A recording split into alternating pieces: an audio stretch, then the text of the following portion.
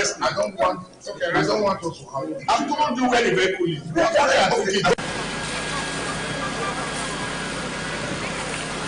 The truck was actually coming from Ring Road. It missed a step. So as it was trying to gather itself, it fell.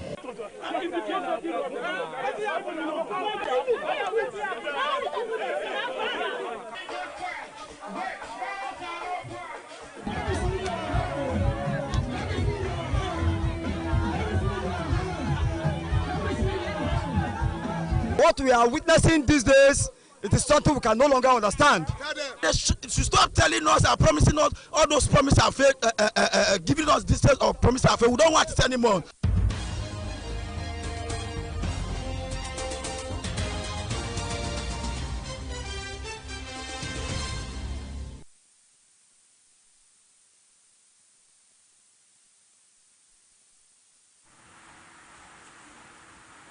Good evening and thank you for joining us on Beetv Major News at 6. My name is Zainab Mohammed. Now the news in details.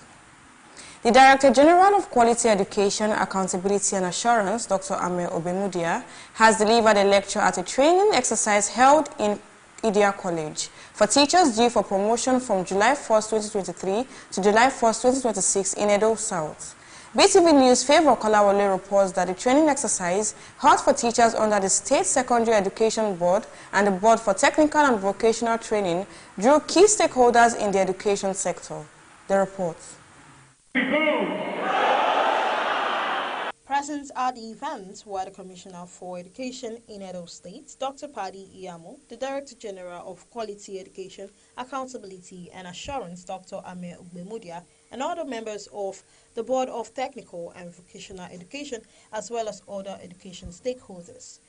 Declaring the training open, the Commissioner for Education, Dr. Paddy Iyamo, stated the Edo State government's continued commitment to supporting teachers through capacity building and timely promotion. He noted that strengthening the teaching workforce remains a key priority of the administration. And as a government, with our governor, who is also a listening governor, please can you celebrate him again? You know, as a commissioner, even when you make your recommendation, if you have a boss that is not aligned to the suffering of the people, he may tell you, archive it, we'll do it later. But to God be the glory. Somebody say, to God be the glory. Over 5,000 lives were transformed. Do what is right. And for us, on our own end, we'll make sure that we do the deed for your progress and for the betterment of yourself and your family. At the commencement of the training session, Dr. Ame Ugbemudia delivered a lecture on child psychology and inclusive education, equipping teachers with strategies to better understand student behavior and improve classroom management. She further charged teachers to distinguish themselves in the classroom and professional duties, in line with the Shine agenda of Governor Monday Okpewolo, the Edo State Governor. Regardless of their abilities, disabilities, and backgrounds of learning, unlike the traditional one that we know that you have all able-bodied students in classroom. Inclusive education is not lowering the standard. When you begin to learn how to understand the child, that is when you begin to be a good teacher. When teachers combine these three, psychology, empathy, flexibility, and accountability, classroom become a place where every child is seen, whether they are at the back or they are seated at the front. Every child is supported. Every child can succeed. When teachers shine, classroom become a center of excellence. The vision of effective, inclusive, and accountable education becomes a reality. So you must shine. Speaking with newsmen, the Commissioner for Education, the Director General of Quality Education, Accountability and Assurance, and the SSEB chairman commended the governor's commitment to teachers' welfare, describing the promotion exercise as a morale booster aimed at enhancing teachers' capacity and dedication across the state. Dr. Amel Bemudia also noted that the training is designed to improve efficiency in classroom delivery and student management. It's very simple. We want them to use this, as this form of motivation to do better in their respective roles. We need our children, to be well taught so they can do well wherever life may take them. And those saddled with that responsibility are the teachers. So when the teachers are happy, their delivery will be more, and their delivery will be excellent. These lectures today has enabled them to understand how they can deal with those children. They need to support them instead of reprimanding them or punishing them. So it's a welcome development that the state government has said before teachers go on promotion, they must at least go on training, and so that they can understand the next level that they are going. Our able governor, Senator Monday Okwebolo, has approved the promotion of teachers since 2003 till date.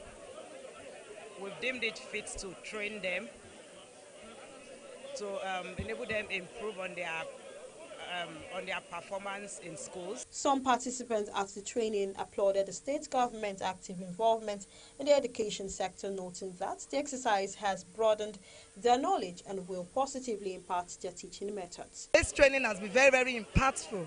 It is a time for us to go back and put in use all that we've been taught today, and it also called for more dedication, commitment to our profession. For the government has given so much to us, and we need to go back and do what is needful. We want to express our gratitude to our state governor, Senator Monday Okwebolo, for this training that has been organized for teachers and also for the promotion. The training exercise continues on Thursday as education stakeholders reaffirm the state government's resolve to strengthen the capacity of teachers, with participants expressing optimism that the knowledge gained will translate into improved classroom delivery and better learning outcomes for students across Edo State. Favor Kolawole reported for Beetv News.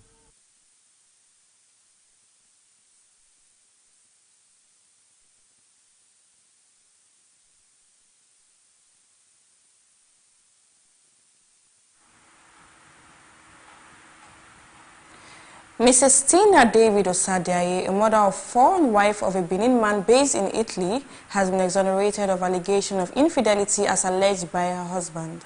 This follows an intervention by the Department of Citizen Rights, Ministry of Justice, Edo State.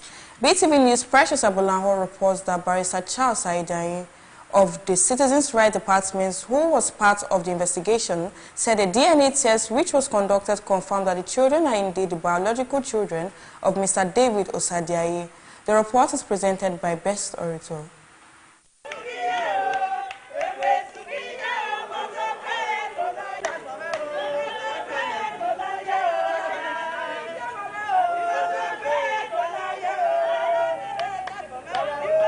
For some time now, a once happy and peaceful family of Mr. David Osadiaye started experiencing marital crisis after the husband said he was no longer interested in the marriage and that his children are no longer his, prompting the wife to subject the children for a DNA test. Speaking after the DNA result was released, Mrs. Tina David Osadiaye explained that they have been married for 16 years and the marriage is blessed with 4 children. She said her husband traveled out of the country in 2015 before the issues began, and that before the issue began, they were living peacefully. However, after allegedly meeting another woman online, he began accusing her of cheating and claimed that their 4 children are no longer his. She further stated that earlier this year, Mr. David Osadiaye summoned her to the Ministry of Justice for the purpose of conducting a DNA test, which later returned positive, confirming that the children are his. I've been married to David over 16 years ago. We have 4 children for him. 2015, he traveled to overseas. Then we are doing well, we're doing good. I built 2 Bogano and two places for him. In 5 years ago, he abandoned the children. He said he's not the father of the children. Unfortunately, it came to Commissioner of Justice that he needs DNA tests, which were conducted, and today the result came out that David Osadiaye is the father of the 4 children that I have for him. If not what this man have put me through, all is just because of a lady he saw on Facebook that said that I and the children, we are not his children again. For many years now, be the one taking care of these children, both their school fees, in all. But today, the result came out that David Osadiaye is the father of the children I gave birth to. Elder Victor Igbe, brother to Mrs. Tina David Osadiaye, appreciated the Ministry of Justice for handling the case professionally, stating that the family had made several efforts to resolve the matter amicably with Mr. David Osadiaye, but that he refused. He added that with the DNA result now out and clearly shows that the children belong to Mr. Osadiaye, the issue has now been resolved. I want to thank the Ministry of Justice. It really show here you get justice. When she came to inform me that they have done DNA from the husband, David, I said, what? From where? I said, it is Minister of Justice who brought the doctor. I said, okay, we'll leave everything for God. But I know, because the family have used her to swear their ancestor. Where have been in? If she has done anything with any other man, and seeing the children, you will know that you cannot deny this one from David. No resemblance to the mother, just the father. We'll be trying to maintain peace. David refused to hear. But when he came here, demand, because they told us today that he petitioned that he need DNA test. Fine, to every man it's okay. And the result was out, 99.9%. I think that is the first victory. Then the people now advise, how will you now be taking care of your children? You know, until they begged him. Because he said you're going to be bringing 20,000 for 4 children monthly. But right now, the intimidation from their house is getting out of hand every time. Well, we don't want to be violent. We don't want to tailor it to our hand. We want to go through the due process. Nobody is begging him with any woman. If you are tired, you go to court. But they are legally married as we speak. So he suggested today, I said he was going to rent house for the children. That is not the owner and that blah blah blah. He want to sell it. Then we said, with due respect, we will not take to that. Nigeria has constitution over this kind of issue. So that is it. They have come with illegal blah blah blah, you know, chase out of the house, lock the house. But we will know the law. We know what law says. And we always abide with the law. Even as we hear, they came with talks and some vigilante. We call government house. Thank God to Comrade Balogun. He has sent it, man, to arrest those vigilante. Even right to this place. And we're threatening they can kill and nothing will happen. But nobody has right to take life.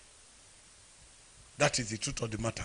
The result brought an end to the long-standing paternity dispute, restoring Mrs. Tina David Osadiaye's dignity and reaffirming the truth through scientific evidence. With the DNA results affirming Mr. David Osadiaye as the biological father of the children, the family now hopes for lasting peace and reconciliation after years of allegations and emotional distress. Best Orator reporting for BTV News.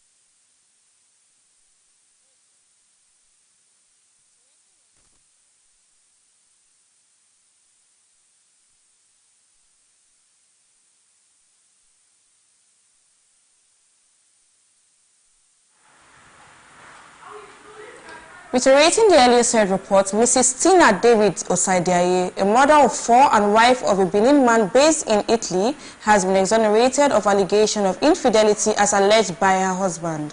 This follows an intervention by the Department of Citizen Rights, Ministry of Justice, Edo State. Beetv News' Precious Abolaho reports that Barrister Charles Aidiaye of the Citizen Rights Department, who was part of the investigation, said a DNA test which was conducted confirmed that the children are indeed the biological children of Mr. David Osadiaye. The report is presented by Best Orator. Now, moving on, the Executive Chairman of Oreado Local Government Council, Engineer Gabriel Oduseri, has commended Edo State Governor Senator Monday Okpebholo for the historic handover of 54 construction equipment to the 18 local government councils across the state, describing the initiative as unprecedented and a bold demonstration of practical governance. The report. The commissioning ceremony, which took place at the Garrick Memorial School ground along Ekewan Road in Benin City on Monday, attracted prominent leaders and stakeholders of the All Progressive Congress APC in Edo State, as well as government officials and supporters who gathered to witness what many described as a landmark event in the state's history. Speaking at the event, the acting chairman of Oreado Local Government Council, Honorable Engineer Gabriel Oduseri, expressed profound appreciation to the governor for what he termed a first-of-its-kind intervention in the administration of local governments in Edo State. According to him, the distribution of the construction equipment clearly demonstrates Governor Okpebholo's genuine commitment to grassroots development and his resolve to empower local councils with the necessary tools to deliver dividends of democracy to the people. And giving thanks to His Excellency Senator Monday Okpebholo. This is the first state that is doing this for the 18 local governments. It goes to show that the governor of the state is so much interested at the development at the grassroots level. Today, every local government now have capacity to grade road. He noted that with the equipment now in the possession of the local government, each council has the capacity to independently undertake critical infrastructural projects such as road grading and asphalt laying. The Oreado local government, he revealed, has already commenced grading and asphalting of roads within its jurisdiction, signaling a new phase of infrastructural renewal at the grassroots level. Engineer Oduseri further emphasized that the governor's gesture is not only historic but transformative, as it reduces over-dependence on the state government for minor construction works and accelerates development across communities. He reiterated his gratitude to Governor Okpebholo for his continued support to Edo local government and for prioritizing projects that directly impact the lives of Edo people. In Oreado, we are already asphalting roads and grading roads, and today this is going to enhance on what we have been doing to ensure that we take this development down to everyone at the grassroots. So we are happy, the people of Oreado are happy, everyone is celebrating the governor because this is a wonder in action. It has never happened. Thank you, Your Excellency, we love you, we appreciate you. The chairman concluded by assuring residents of Oreado that the council will make judicious use of the equipment to improve road infrastructure and enhance socio-economic activities within the local government area. Temitope Oluwafemi reporting for Beetv News.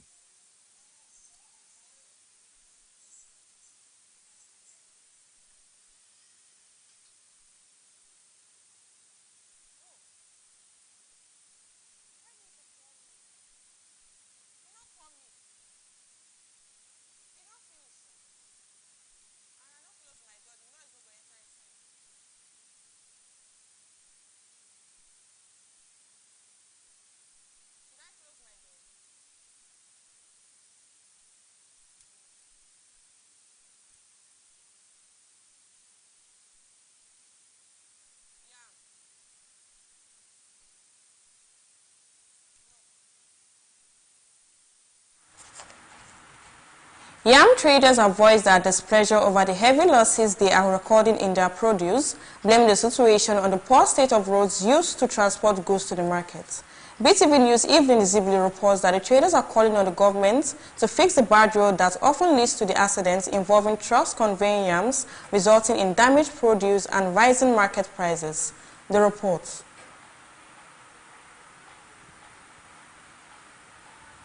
Yam remains a key agricultural product in food markets. For many farmers, traders and transporters, yam production and sales provide a steady livelihood. Changes in yam prices often reflect transportation costs, storage challenges and farming conditions. Some yam sellers stated that the price of yam has increased significantly and is now selling for 2,500 naira.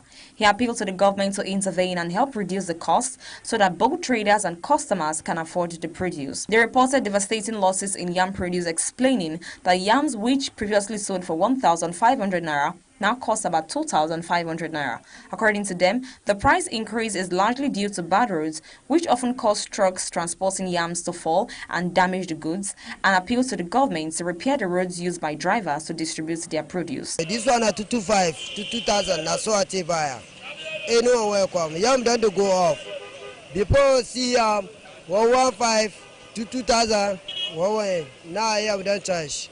I have made a effort to sell away. If people, I want to make people, if the price, I make the price away.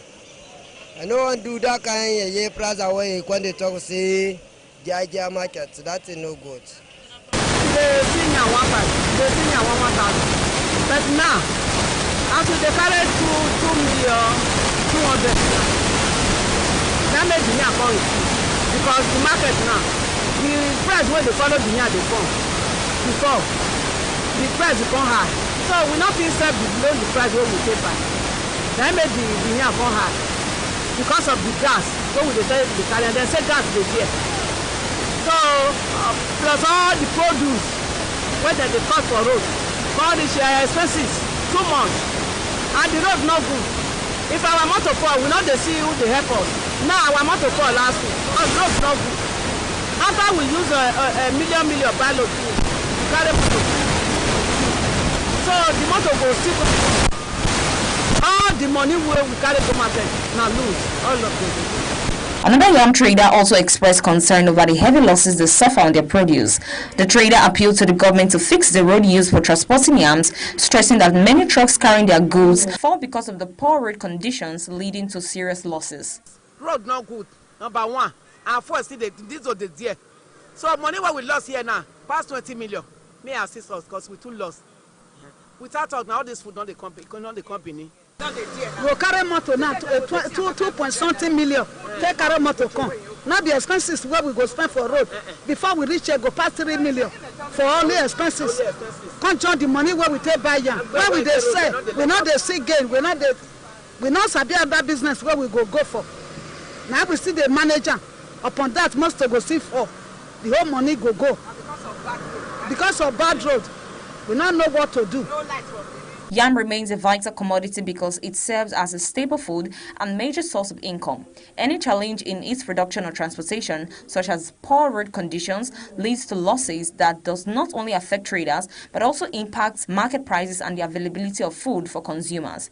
Ensuring smooth production and distribution of yam is therefore essential for both economic stability and the well-being of the population. Evelyn Isabella reporting for Beetv News.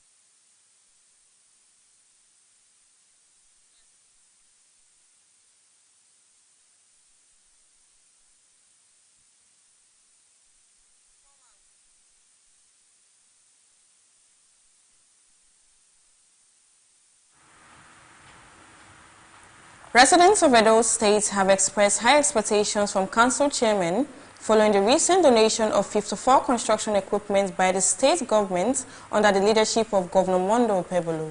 Beetv News team Topo Oluwafem reports that the equipment, which was distributed to strengthen operations at the grassroots level, is aiming at enhancing road construction and maintenance across communities in the state. The report. The initiative is widely seen as a strategic move to accelerate development and improve infrastructure within various local government areas. Residents in Benin City who spoke on the development said the gesture has raised their expectations of improved performance and accountability from local government chairmen. According to them, with the availability of modern construction equipment, there should be no justification for delays in executing road projects or maintaining existing infrastructure. They emphasized the need for unity among council chairmen, councillors, and other local government leaders, urging them to work collaboratively to ensure the judicious use of the equipment. The residents stressed that the tools provided must be deployed strictly for their intended purpose, road construction, rehabilitation and maintenance within their respective communities. While commending Governor Kwewolo for what they described as notable developmental strides across Edo State, the residents maintained that the donation has removed any excuse for underperformance at the local government level. They noted that the responsibility now lies squarely on the shoulders of local authorities to deliver tangible results that will directly impact the lives of the people. The material being available, good job going on, cooperation going on, everybody putting hands together. So we move on. So can be so magnanimous. Then the local government people will also be, because we join hands with them and let us move on. Local government don't have enough this, don't have enough that. Now that they have free vehicles, then the issue of no mobility, no transport, no means or any vehicle will be over. We're going about chartering vehicles, or we went to rent this, we went to rent that, will stop. I think that the government should be commended for it. Some community members further urged the chairman to ensure transparency and proper supervision in the utilization of the equipment, adding that sustained maintenance culture and prompt intervention in deteriorating roads would significantly boost economic activities and ease transportation challenges. The residents also appreciated the role of Beetv News for its consistent reportage and coverage of developmental activities across the state. We expect development because they have no excuses to give now. He has empowered them with all the necessary amenities or facilities to carry out development. So we are hopeful, very hopeful that they will be able to work. My own expectation is say may they use them as our comrade governor buy them for them. May they use them. Now be the reason why a buy. So now be my own expectation. So not be say the one where they go buy, they will still they do as Nigeria matter. They no go use them well, or they no go put on for work. Overall, the donation has sparked renewed hope among residents who now look forward to visible infrastructural improvements and a new era of effective grassroots governance across Edo State. Temitope Oluwafemi reporting for Beetv News.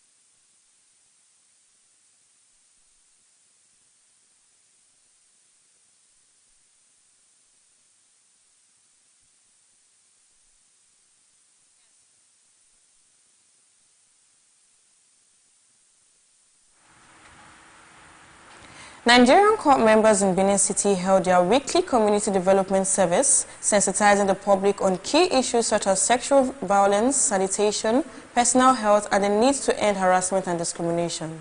The court members took to the streets with placards educating residents on sexual violence, poor hygiene, and health awareness while urging abuse victims to speak against them, and you can also harass them non-verbally by your body language them, and you can also harass them non-verbally by your body languages, and also you can harass them physically. Now, sexual harassment has caused a lot of problems to the victims. Example is fear and anxiety. Also, the consequences, the reason why sexual harassment should be put out is there should be accountability to these individuals, and the consequence for sexual harassment should be high. That is why we are saying no to sexual harassment today. Thank you. So I'm saying no to rape because a lot of girls do not have the opportunity to speak out, like they're suffering in silence. Like this is a very good opportunity to enlighten people and talk to people. Like just now when we're doing our campaign, where like someone said like tell the girl to dress, and it's something that I feel is very, forgive me, is very stupid. And it's an idiotic thing to say because dressing does not determine what the person does. It's about the person doing the crime. So say no to rape because a lot of girls have lost their lives because of this. We are here to create awareness on health. We are here to tell you to take care of yourself, go to the hospital, do some checkups, make sure that you are healthy, that you are sound, because most of us, we don't bother about that, we don't care. What we do, we eat every day. We are not even sure of the kind of food we eat. We don't go for checkups to know if we are okay, healthy, and let me say sound. So we should take that as an important thing, go to the hospital, do some checkups, and make sure that we are healthy. They further appealed for an end to tribalism, nepotism, and discrimination in workplaces, noting that merit and fairness should guide employment opportunities, especially for young graduates serving in unfamiliar communities. End nepotism and tribalism in the workspaces, especially for we coppers that come from another state to where the scheme has posted us to. We would love to inculcate the culture and learn about where we are being posted to by retaining our jobs. But because they let tribalism take presidency over merit, we get frustrated and leave.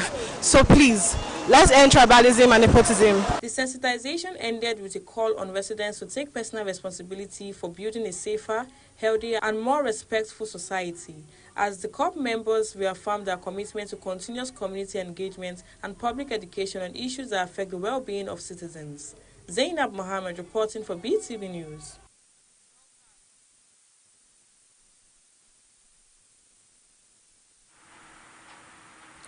The Federal High Court in Abuja has stalled the arraignment of former Kaduna State Governor El-Rufai due to his absence in court. Justice Joyce Abdul-Malik has adjourned the proceeding to 23rd April to enable the State Security Service to ensure his presence in court.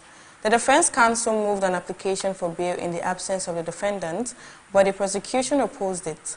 Justice Abdul-Malik held that a bail application cannot be entertained before an arraignment. El-Rufai remains in the custody of the Independent Corrupt Practices and Related Offences Commission, which prevented his appearance in court. The prosecution informed the court that they are unsure when he will be released, prompting the adjournment.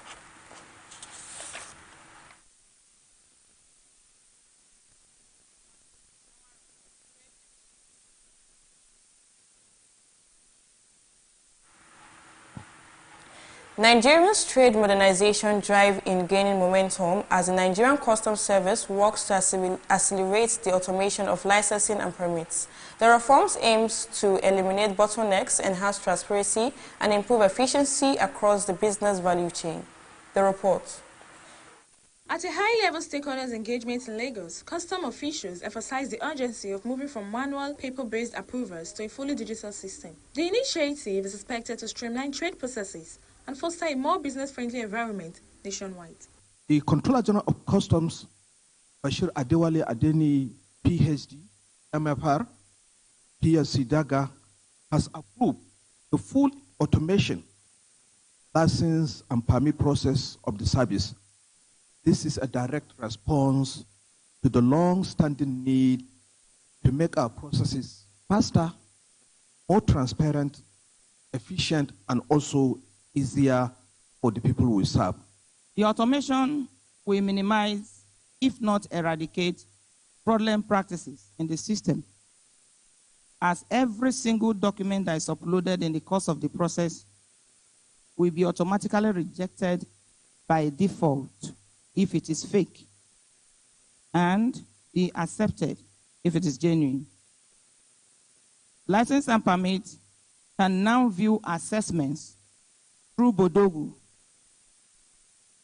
to be sure that any company that is applying for a fresh license or renewal of licenses and permits is not having unpaid assessments hanging on it. Industry stakeholders, including clearing agents, freight forwarders, importers, and exporters, have welcomed the initiative, describing it as a long overdue reform. When you can do something seamless from the comfort of your office or your home or even on your phone, then everything about this business is about time. If your timing is right, you can do wonders and deliver what you need to do in no record time. Before it's manual, now it's automated. No need to interfere anybody. Once you upload your details online, according to the how they do the sample for us, once you upload online, the stages you'll be seeing, and I think with that it is faster than manual. With automation at the core of the reform, expectations are high that efficiency gains will extend across the entire trade value chain from port operations to final delivery. Naomi Ewere reporting from Beetv News.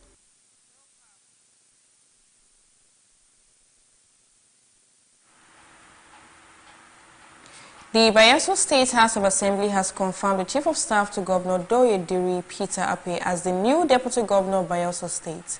His confirmation follows his nomination by Governor Pate, marking a significant development in the state's political leadership. The nominee, who previously served as Chief of Staff and as lawmaker representing Shabama Constituency 2, appeared before the House to answer questions on governance, legislative-executive relations, and his vision for supporting the administration's policy agenda. After deliberations, the House unanimously confirmed his appointment and invited him to take his oath. The confirmation is expected to strengthen executive coordination and sustain policy momentum in the state. The new deputy governor will be sworn in on a date to be announced by the state government.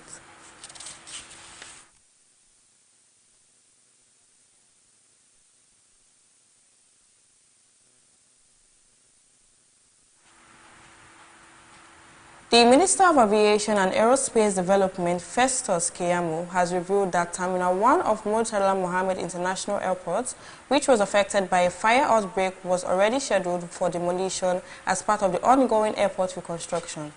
Mr. Keyamo, however, emphasized that the planned pull-down does not justify the fire incident, noting that several critical equipment and facilities were still housed within the terminal and were meant to be safely relocated before any structural work commenced. The fire affected installation belonging to the Nigerian Meteorological Agency and the Nigerian Airspace Management Agency, both of which provides essential services for flight safety and air navigation. It's not the new terminal that was affected. It is the terminal that we're about to pull down. I won't say fortunately, because there's nothing fortunate about fire. So even though we are trying to pull down this old terminal, there were certain equipments that were also needed to retrieve, certain persons that also needed to leave the old building for us to start work on the old building. So let me assure Nigerians that even before this fire, if you look behind, we had already made temporary arrangement to move most of the airlines, most of the entities in that space to the temporary place provided by the CCECC. What this has just done is to hasten our move away from the building. The building was about to be pulled down anyway and totally rehabilitated. However, a lot of our equipment were damaged.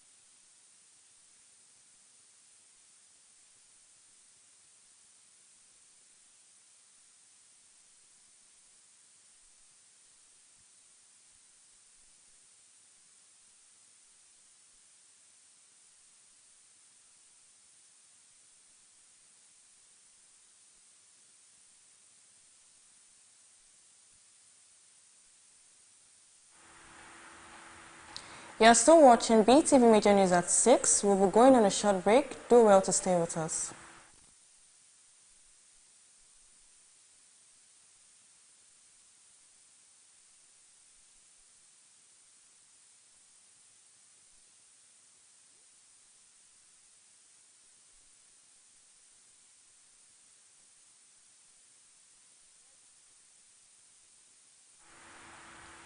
Now to business news. The Dangote Petroleum Refinery has signed an off-take agreement with 12 major petroleum marketing companies to distribute between 60 million and 65 million liters of premium motor spirits daily across Nigeria. The arrangement is expected to stabilize fuel supply nationwide and strengthen the country's fuel self-sufficiency while allowing surplus production to be exported. The report. President of the Dangote Group, Aliko Dangote, said the refinery will supply up to 65 million liters per day, to the domestic market, with an estimated surplus of 15 to 20 million litres marked for export. Nigeria's daily petrol consumption is estimated at between 50 million and 60 million litres, positioning the refinery to meet local demand and potentially exceed it. Based on the projected output, the refinery could supply between 1.8 billion and over 2 billion litres of petrol monthly, depending on production levels. The new distribution framework follows an earlier agreement with downstream operators aimed at stabilizing supply and reducing price volatility in the domestic fuel market. Nigerian National Petroleum Company Limited has announced that Nigeria will begin exporting the new light, sweet crude grade known as Carlton in March. The move is part of efforts to boost oil production and strengthen the country's standing within the Organization of the Petroleum Exporting Countries as it seeks higher output targets amid improving production levels. The new grade will be exported through the floating storage and offloading vessel Carlton, which has a storage capacity of about 2.2 million barrels. The facility is designed to support production and transportation from oil mining lease 18 and nearby assets in the eastern Niger Delta. The first export cargo is expected in the third week of March, with loading scheduled for March 24 to 25. Carlton crude, with an API gravity of 36.4, is comparable in quality to Nigeria's flagship Burning Light, a grade prized by refiners for its high gasoline and diesel yields. Its introduction could raise Nigeria's crude and condensate output from about 1.65 million barrels per day to roughly 1.7 million barrels per day, depending on operational stability and market demand. The African Stablecoin Network has backed Olayemi Cardoso, governor of the Central Bank of Nigeria, over his call to modernize cross-border payments. Cardoso said current systems remain slow, expensive and fragmented, with remittance costs above 6% and settlement delays that can last several days, limiting access for many businesses in developing economies. In response, the network said stablecoins and digital payment infrastructure could offer faster, cheaper, and more inclusive alternatives if supported by clear and harmonized regulations. It added that blockchain-based systems could reduce transaction times from days to minutes and cut remittance costs to below 1%, helping to unlock greater economic participation across Africa. Naomi Ewere, reporting from Beetv News.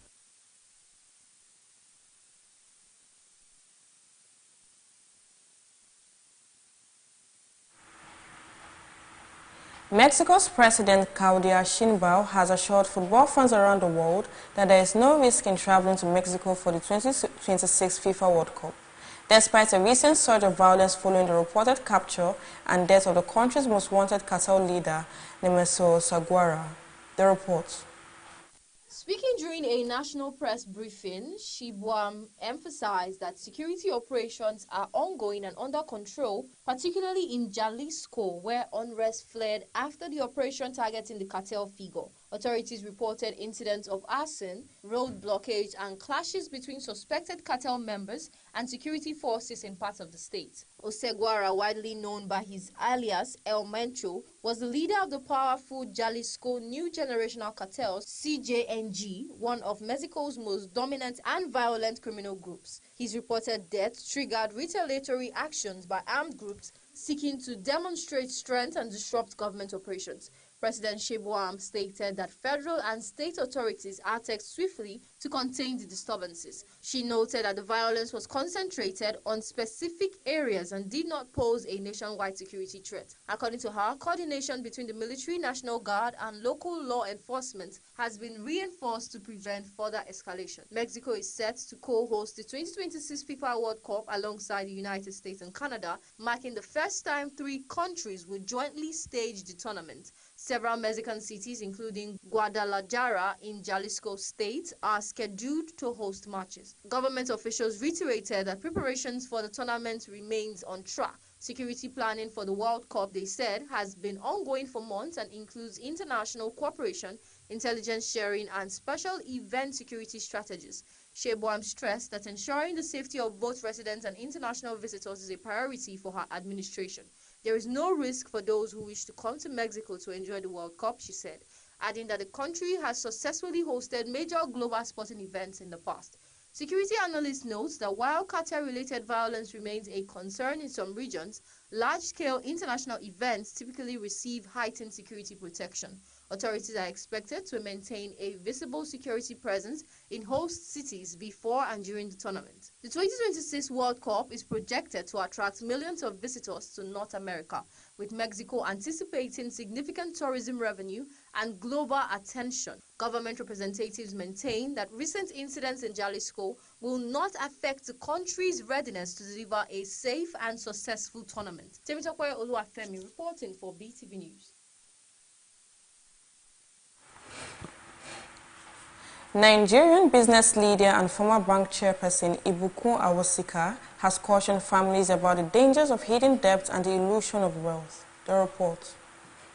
Speaking about her experience in the financial sector, Awosika noted that many individuals who appear affluent are in reality heavily indebted. According to her, some families only discover the true state of their finances after the death of a breadwinner when creditors begin to make claims on assets. Drawing from her time as chairman of a bank, she emphasized that outward display of wealth can be misleading.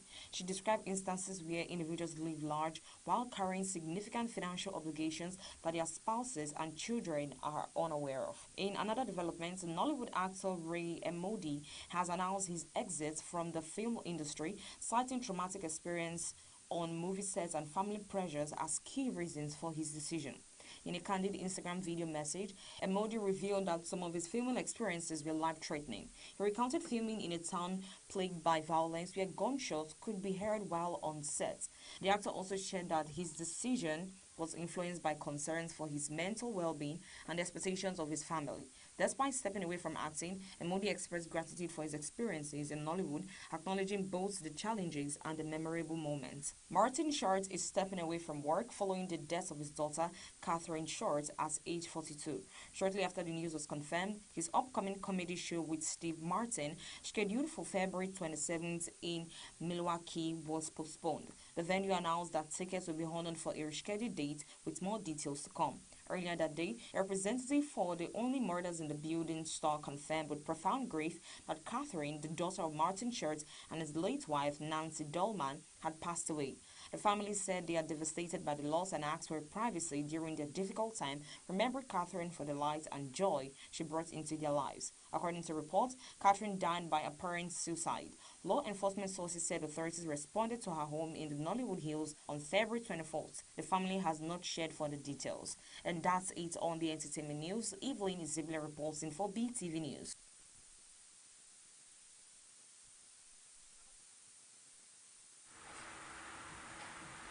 Honest Anayo, the 18-year-old Nigerian-born defender, has emerged as one of Europe's most sought-after young centre-backs ahead of the summer transfer window, attracting interest from Atletico Madrid as well as several English Premier League clubs including Manchester United, Tottenham, Newcastle and Nottingham Forest. Atletico Madrid have reportedly stepped up their monitoring of Anaho as they look to strengthen their defense. Ahano has impressed since joining Atlanta BC from Genoa last summer, making 24 appearances across all competitions in the 2025/2026 season, including the UEFA Champions League, and accumulating nearly 1,500 minutes. His rapid rise has made him a key target for the top European clubs, with scouts dispatched to track his development closely. Reports indicate that Ahano's contract with Atlanta includes a release clause between €50 million and €65 million, a figure likely to shape negotiations. Interest from Manchester United is linked to uncertainty over Harry Maguire's future, while Newcastle and Tottenham are exploring defensive reinforcements amid speculation surrounding their current centre-backs.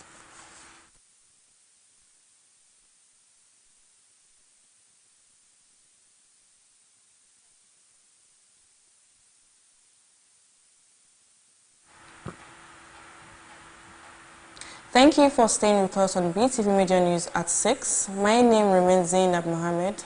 Do have a lovely night.